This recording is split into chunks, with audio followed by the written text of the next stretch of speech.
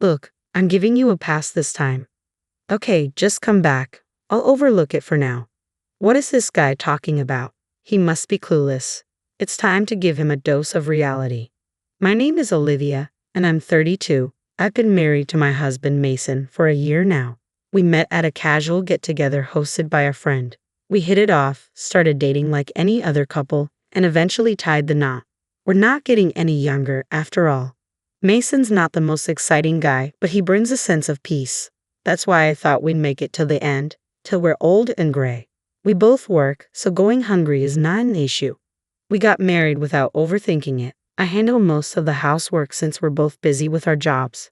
Mason never helps. He's either lounging around or heads out early, rarely spending time at home.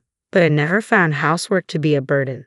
My parents live like this too. I accepted this as the kind of life a wife would have. I have a 9-to-5 job and I'm not overloaded with hobbies. Mason and I were never chatty to begin with. We both respected each other's space, and it was never an issue. Life went on. One night, Mason came home late, presumably from drinking with coworkers, friends, who knows? I welcomed him.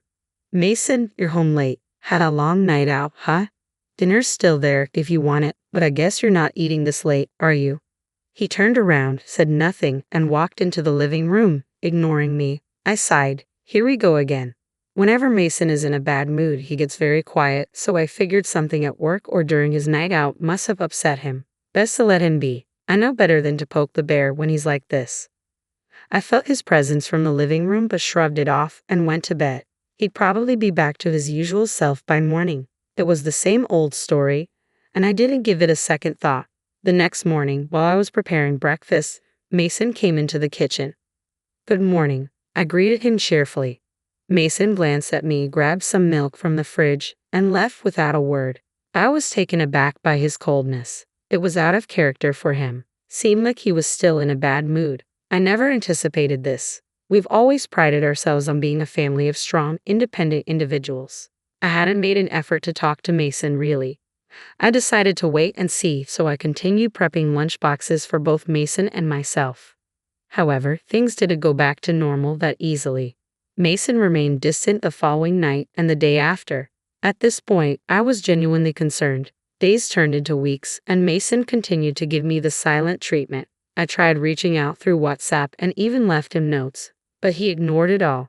However, he'd eat the meals I prepared. I noticed the empty lunchbox in the sink, so I knew he ate the packed lunch. So, I put a note in the cooler bag. I thought if he found a note while enjoying the lunch I made with love, he'd have to react. But that was another miss. Mason said nothing. Before I knew it, over a month had passed in this strange silence. I felt helpless. I had tried everything, but nothing worked. Then one evening, I took a drastic step. I deliberately didn't prepare dinner. Every evening, I made dinner when I got home. But what if I didn't? How would Mason, who's been ignoring me, react? I decided to find out. When Mason came home, I pretended to be watching TV in the living room.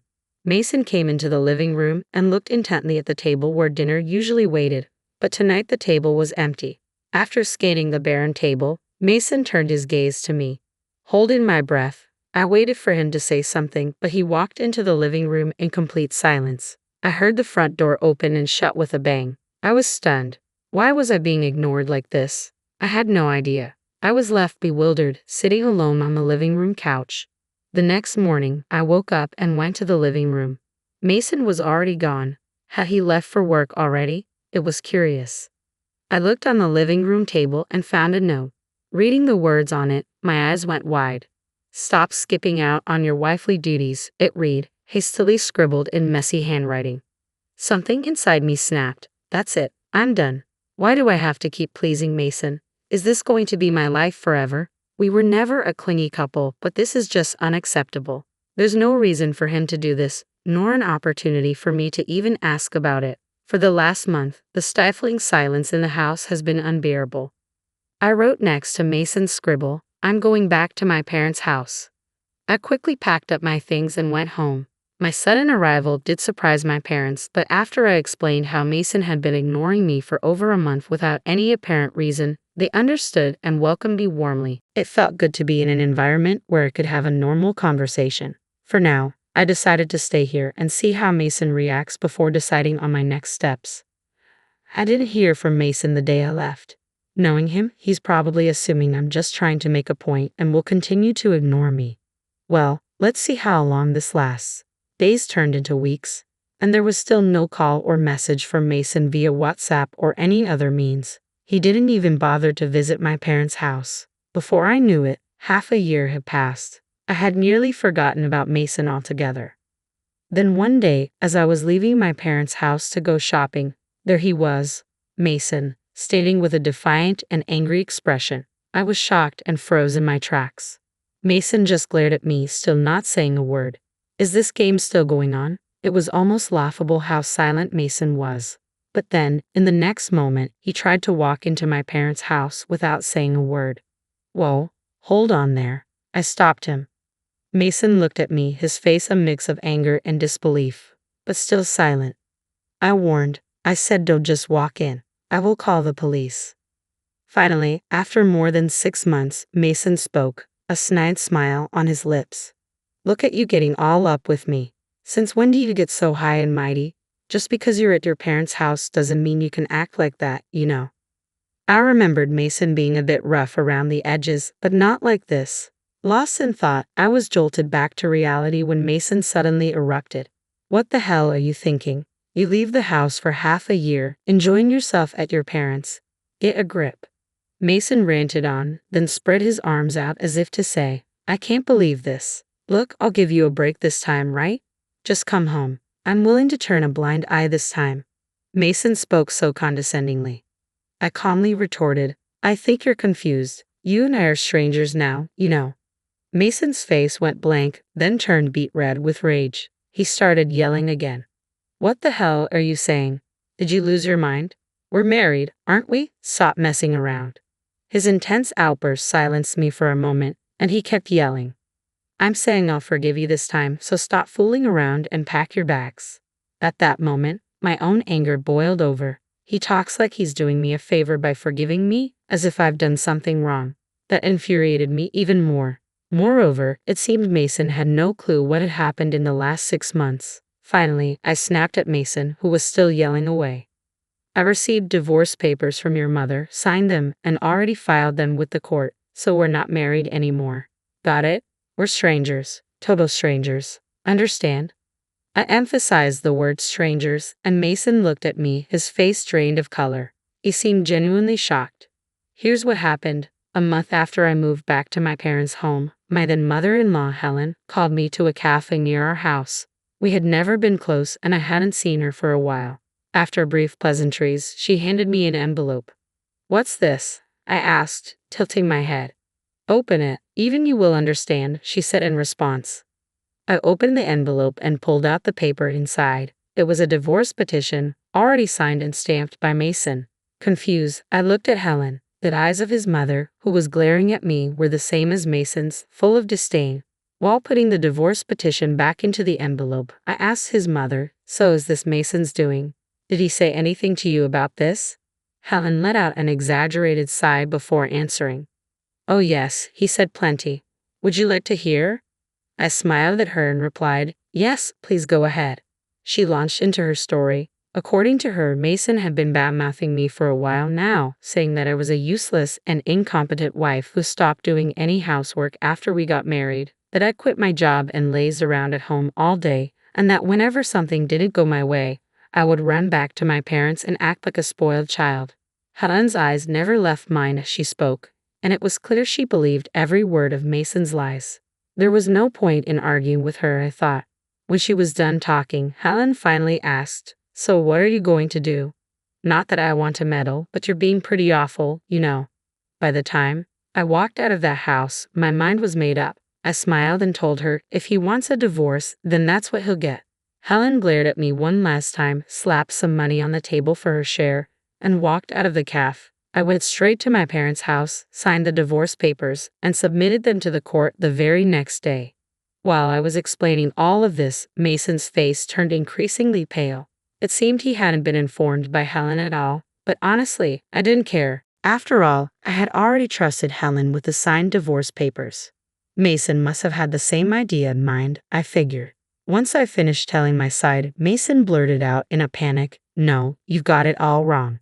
I only filled out those divorce papers to keep my mom off my back. I never intended to submit them. They're invalid.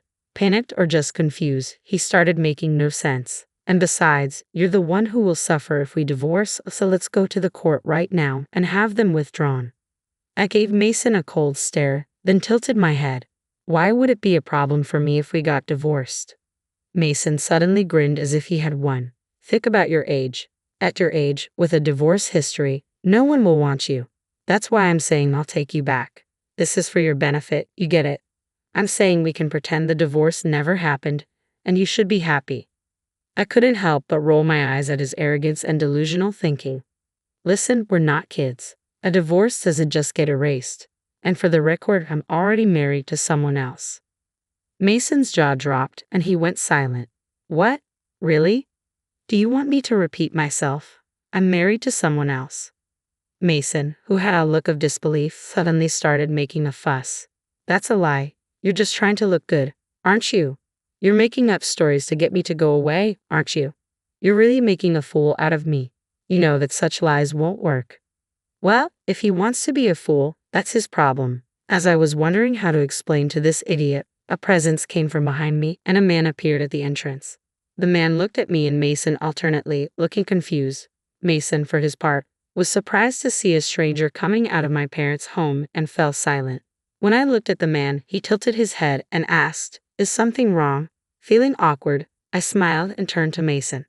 "This is my husband, Noah." "No," greeted Mason with a slight, skeptical nod. Mason took a step back and looked up at Noah. It made sense. Noah was a former national rugby player with an imposing physique. Overwhelmed by Noah's appearance, Mason suddenly started to make excuses. No, you've got it all wrong. My old boss told me you've been married for about a year now, and your wife might start to get a little uncomfortable. Better put her in her place." So I did, and guess what? Turns out he got dumped by his wife and kids. What a fool, right? I was just doing what he told me to do. I never wanted to do any of that stuff. You understand, right, Olivia? I looked at Mason with a gaze filled with disgust, fed up with his pathetic excuses. Mason looked puzzled, maybe because my reaction wasn't what he expected. Then Noah spoke up. "Sorry, but could you leave immediately and never come back here? If you approach Olivia again, I'll call the police." As he said this, Noah firmly pushed Mason out of the doorway. Intimidated by Noah's force and determination, Mason fled the scene. For a while, we both remained wary, concerned that Mason might harbor a grudge and do something irrational. But days turned into weeks, and we never heard from him again. One day, curiosity got the best of me, and I reached out to a mutual friend to inquire about Mason. We began by catching up on casual topics, but when I asked about Mason, our friend sighed and filled me in. Surprisingly, Mason had quit his job just a few days after showing up at my parents' house. The reason? It turns out Mason was always in agreement with his boss, whom he trusted when the boss harassed subordinates at work. It became a big issue in the company. As a result, the boss was resigned, a euphemism for being demoted to some remote mountainous area I'd never heard of. Apparently, Mason was expected to be transferred as well, but he quit out of pride. According to our friend, he's still jobless. He's been looking for work, but his arrogance has hindered his efforts. Even when recruiters offer him opportunities, he declines interviews. Furthermore, news of him quitting reached his mother, who then disowned him due to her own extreme personality. Finally, our friend said he blames everything on his old manager and just drowns his sorrows every day. At this rate, he'll ruin his health before he ever finds another job. It's a mess. I hope he finds a new spouse or something, though that's unlikely. We both chuckled as we hung up the phone. Mason seems to be drowning his days in job hunting and drinking. Thanks to him, I am now living a peaceful life with Noah. Interestingly, Noah was actually my colleague. Upon hearing about my divorce, he had eagerly pursued me. Though we started dating only 6 months after my divorce, which made me somewhat hesitant, I was quickly drawn to his confident manner and kind personality. After we got married, Noah told me that he had always had a crush on me and was heartbroken when I got married. I laughed and apologized for not noticing his feelings sooner. Noah helps me around the house, a task I used to handle alone. Whenever we eat together, he always says how delicious the food is with a smile. It's these little things that make me incredibly happy, something I never expected. I was probably numb to it all, having grown up with old-fashioned parents. Now I am living a sparkling married life with Noah, who always delights in even the most ordinary things. I'm convinced that with him, I'll have a happy life all the way through our golden years. And so, I was certain,